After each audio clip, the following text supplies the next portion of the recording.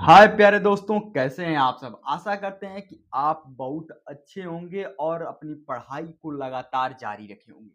तो जैसा कि आपने हमारे कल की वीडियो में देखा कि हमने हिंदी अध्याय एक पद जो कक्षा 10 यूपी बोर्ड का है, उसको हमने अच्छे तरीके से एक्सप्लेन करके आपको बताया। हर एक पैराग्राफ के हर एक अर्थ को अच्छे तरीके से एक्सप्लेन किया ताकि आपको किसी भी प्रकार की दिक्कत ना हो।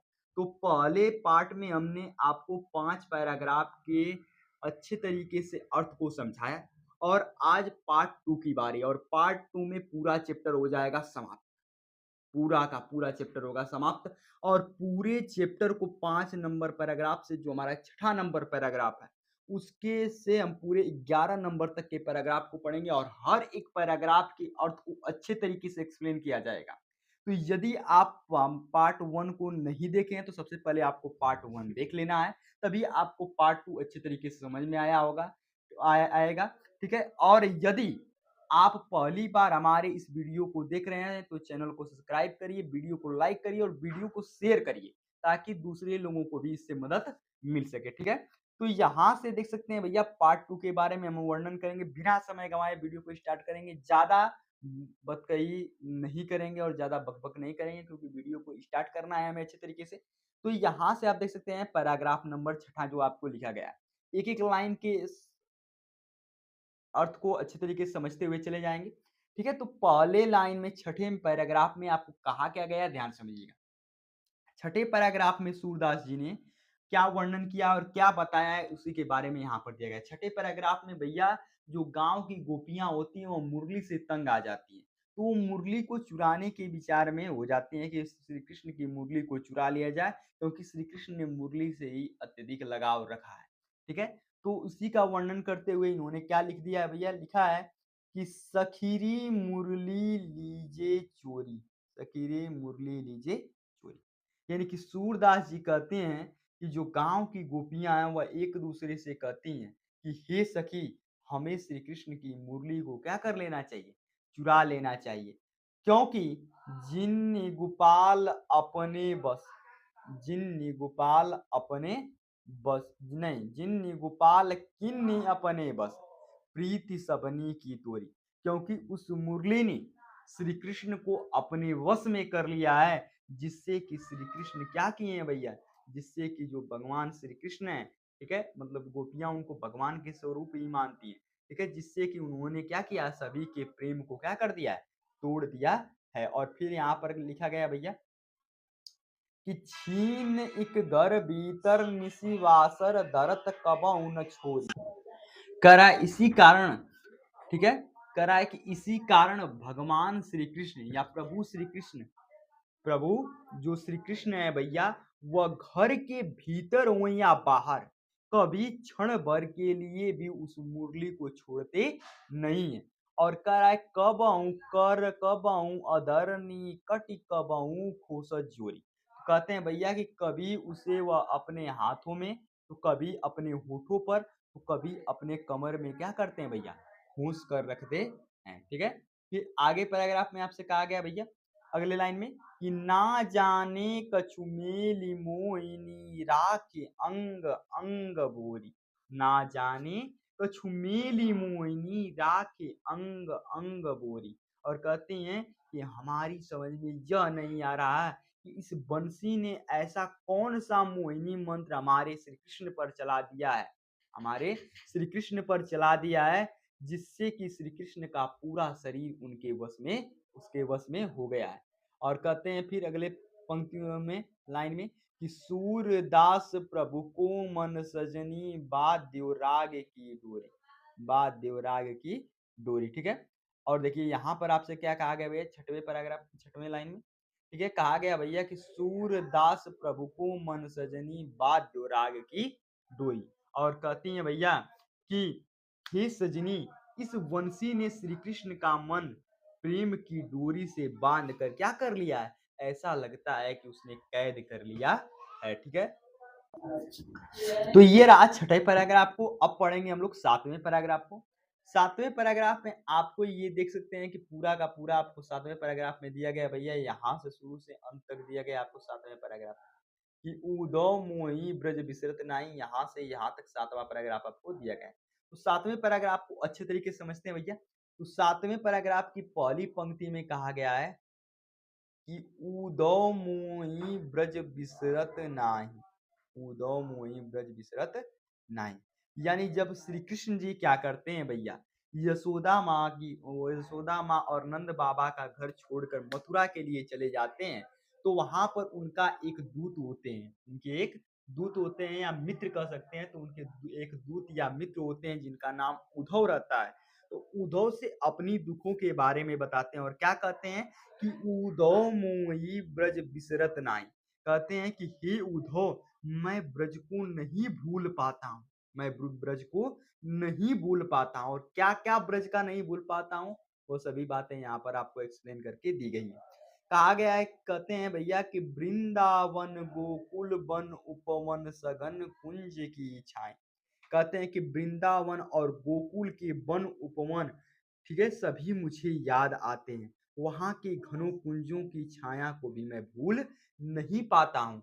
और प्रातः समय माता जसुमती अरु नंद देखी सुख पावत, और कहते हैं कि सुबह होते ही मैं माता यशोदा और नंद बाबा को देखकर मुझे सुख की प्राप्ति होती थी, मैं सुख प्राप्त करता था। और कहते हैं भैया अगले लाइन में कि माखन रोटी दही सजायो अति हित साथ खवावत, ठीक है।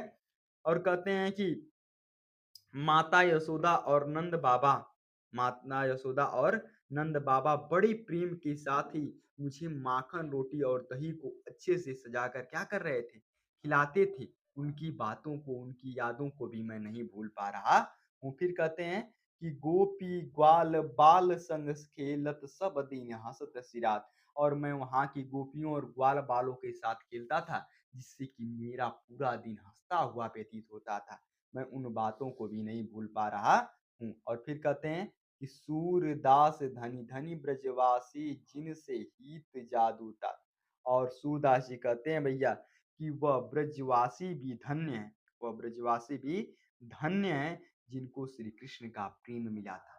वह ब्रजवासी भी धन्य है जिनको श्री कृष्ण का क्या मिला था भैया, प्रेम मिला हुआ था। तो ये रहा आपके 7वें पैराग्राफ का अच्छे तरीके से अर्थ, जिसमें आपको अच्छे तरीके से हर एक चीज को हमने एक्सप्लेन कर दिया, हर एक चीज को आपको समझा दिया, ठीक है। अब पढ़ेंगे 7वें के बाद 8वें नंबर पैराग्राफ के अर्थ। अब देखिए 7वें के बाद 8वें को देखते हैं भैया, ये रहा हमारा 8 नंबर पैराग्राफ। 8 नंबर पैराग्राफ में क्या कहा जाता है भैया, कि कहते हैं भैया कि उदौ मन न भय 10-20, उदौ मन न भय 10-20। वो अब क्या करते हैं, श्री कृष्ण जी भेज देते हैं गोपियों के पास उद्धव को, कि जाओ भैया उनकी व्यवस्था परेशानी जो भी होगी उनको सुनना और सुन कर आकर हमको बताना है क्या क्या स्थिति है वहां की, ठीक है। तो गोपियों के पास उद्धव जाते हैं, तो गोपियां उद्धव से कहती हैं, क्या कहती हैं भैया, कि उद्धव मन न भय 10-20, कहती हैं कि हे उद्धव तुम यहाँ से वापस चले जाओ, क्योंकि हमारा मन 10-20 नहीं है। और कहती हैं कि एको हूतो सो गयो श्याम संग को और राधे ईस, और कहती हैं गोपियां भैया उद्धव से कि हमारा मन एक ही था जो श्री कृष्ण के साथ चला गया है, और इसके अलावा हमारा कोई दूसरा ईश भी नहीं है। यानी गोपियां उद्धव से क्या कहती हैं कि हे उद्धव हमारा मन 10-20 नहीं है, एक ही था जो श्री कृष्ण के साथ चला गया है, और इसके अलावा हमारा कोई दूसरा भी ईश नहीं है। और कहती हैं कि इंद्र शिथिल भई केशव बिन जेऊ देऊ बिन शीस, इंद्री शिथिल भई केशव बिन, और कह रहा है कि श्री कृष्ण के बिना हमारी सारी इंद्रियां शिथिल हो गई हैं, जिस प्रकार बिना सिर का क्या हो जाता है, शरीर हो जाता है। और कहते हैं कि आशा लगी रहित तन श्वासा जीवन कोटि बरिस, आशा लगी रहित तन श्वासा जीवन कोटि बरिस, और श्री कृष्ण के लौटने की आशा के सहारे तो हम करोड़ों वर्षों तक जीवित रह लेंगे। फिर उद्धव से क्या कहते हैं गोपिया, कि तुम तो सखा श्याम सुंदर के सकल जोग के ईश, और कहती हैं गोपिया कि तुम तो उस श्री कृष्ण के मित्र हो जो ये तीनों लोगों के क्या हैं, मालिक हैं। और कहते हैं कहती हैं गोपियाँ उद्धव से कि सूर हमारे नंद नंद बिनु और नहीं जगदीश। क्या कहती हैं गोपियाँ उद्धव से कि हे उद्धव, नंद बाबा के पुत्र श्री कृष्ण के अलावा हमारा और कोई दूसरा भगवान भी नहीं है।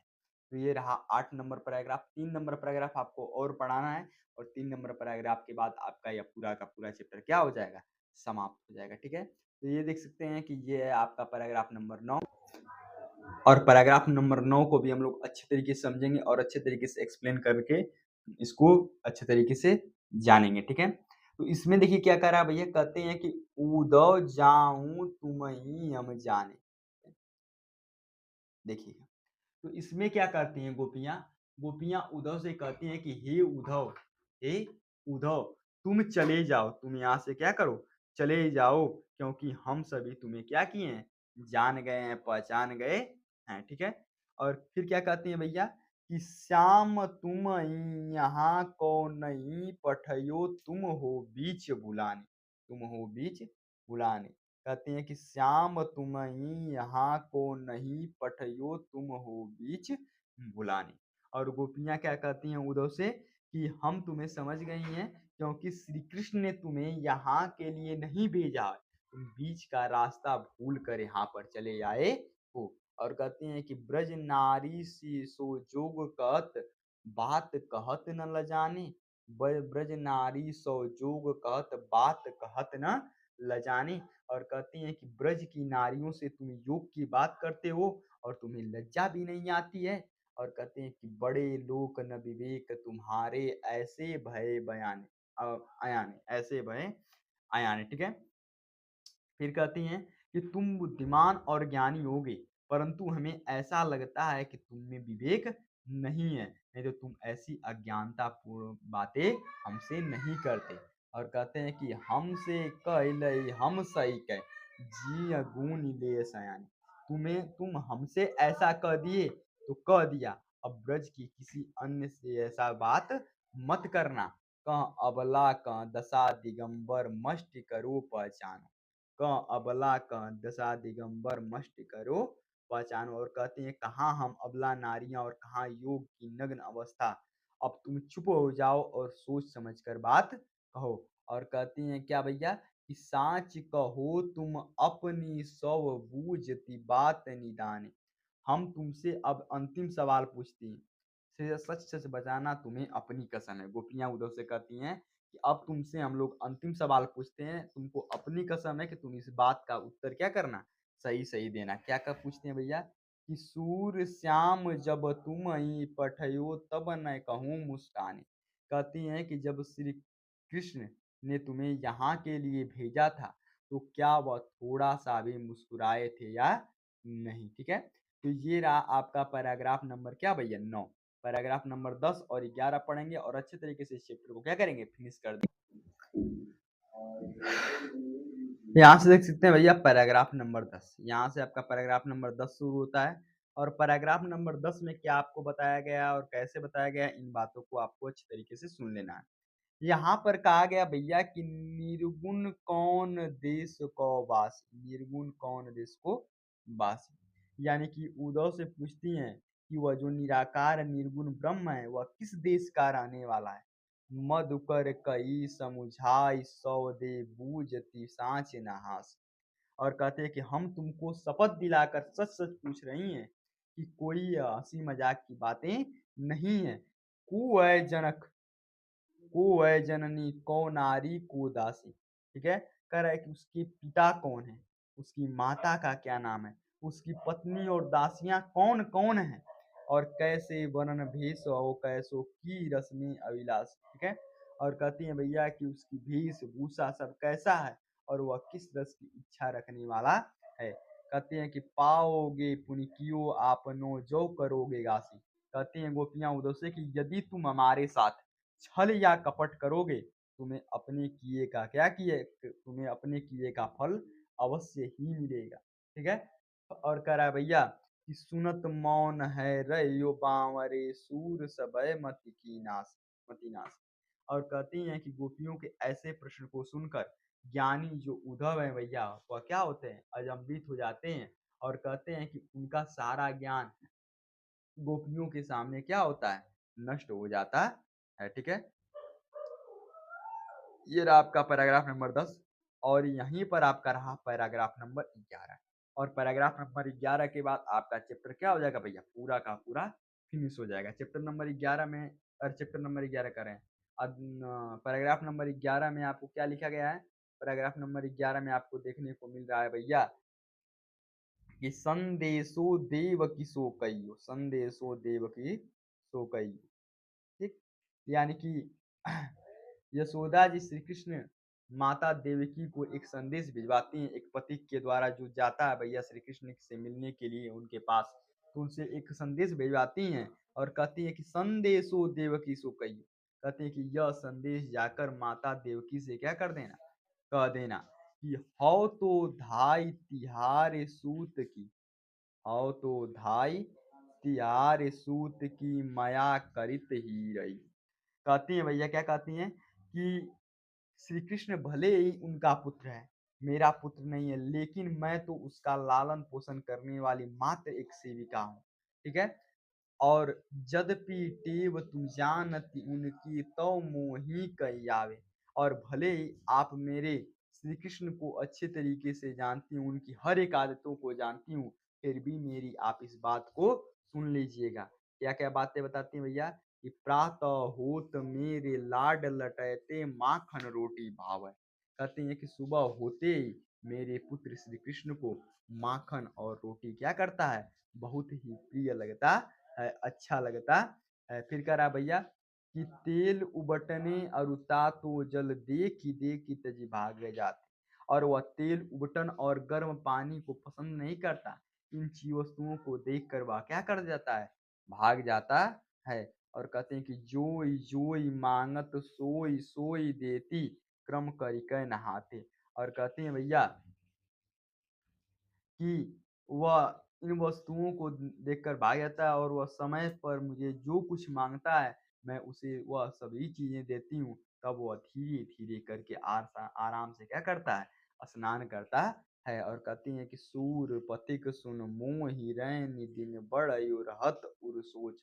और कहती हैं भैया कि सूरदास जी कहते हैं कि यशोदा पथिक से अपने मन की दशा को व्यक्त करती हुई कहती हैं कि मुझे रात-दिन मेरे पुत्र की चिंता ही क्या करती रहती है, सताती रहती है। और कहते हैं कि मेरे अलक लडैते मोहन हव्य करत संकोच, और कहती हैं कि अभी मेरा पुत्र श्री कृष्ण आपसे किसी भी चीज़ों को माँगने में क्या कर रहा होगा, संकोच कर रहा होगा। तो यहाँ से आपकी भैया पूरी हिंदी समाप्त होती है और चैप्टर नंबर 2 के लिए आप हमारे चैनल को सब्सक्राइब कर लीजिए ताकि चैप्टर नंबर 2 जब भी आए उसका नोटिफिकेशन सबसे पहले आप तक पहुँचे। मिलेंगे नेक्स्ट वीडियो में, तब तक के लिए जय हिंद, जय भारत।